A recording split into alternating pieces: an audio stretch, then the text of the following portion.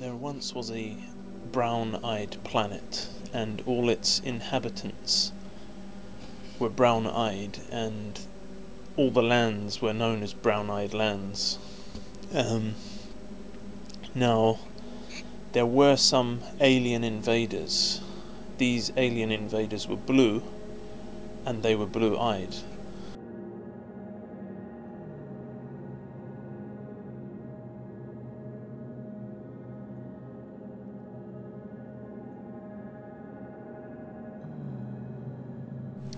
The way they inserted themselves into these lands was done first by trading. They went and traded with them first. They said, look, we are bringing you unique things from the land of the blue, which you have not experienced before, you've not seen them before, and you can benefit from them, and we can benefit from some of the things that are in your land. So this seemed reasonable to the brown-eyed people, and they looked at these goods and things, and they exchanged them, and so everything was going fine. After a while, the blue invaders, they said, look, we've been here for some time now, we've set up camp, our trading posts, we need our own schools where, you know, we teach our own culture, because us coming from a blue planet and being blue aliens, we're very different to you in some ways, and we want to maintain our own culture, our own identity and things like that. So they allowed them, the brown-eyed people, they allowed them to establish their schools, and in time they said, look, why don't you allow some of your brown-eyed students to enter our schools? It will be good for their development. They will learn things that they didn't know about. They will see things from a different perspective. And so they thought this was reasonable, and they started to allow this to happen. The next stage was that they said, look, some of our expert pupils, our blue-eyed pupils from the blue planet, it would be great if they could enter some of your schools, to mix with some of your children, to engage in a cultural exchange, in an exchange of perspectives and things like this. And you will, all of the children, the alien children and the native children, will be able to benefit. They'll see things from different angles and things like that. So they started to do this.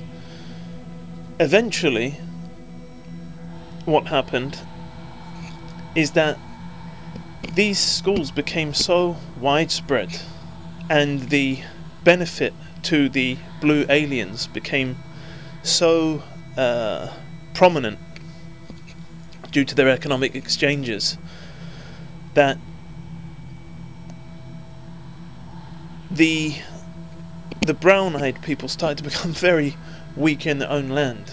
They became impoverished, in fact, in their own land. And not only this, through some trickery of exchanges and mechanisms, they found that no matter what they did within the setup that had developed, they could not escape their impoverishment. They could not escape the calamity that had befallen them.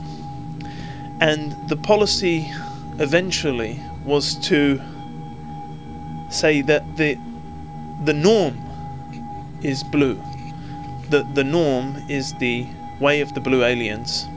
And they said to the children in the schools that from now on you will call yourself blue. You must call yourself blue and blue-eyed. And when the children said, yeah, but we're brown-eyed, they said, look, this is the order. This is the order here now, and we don't want division in the society that we've built. It's not for you to adopt another identity. And the brown-eyed people said, okay, look, how about you take some of us to your land, your blue-eyed land. your blue world from which you came from.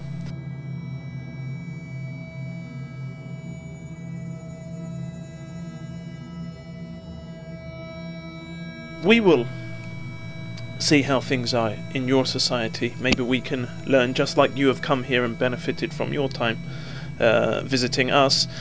And they said, okay. And so they left. They left their brown-eyed world, some of them, under the authority or under the guidance of some blue alien authorities. And when they arrived, the first thing they said to them, they said, look, when you're here, you will call yourself blue. They said, but we are from the brown planet and we're brown-eyed.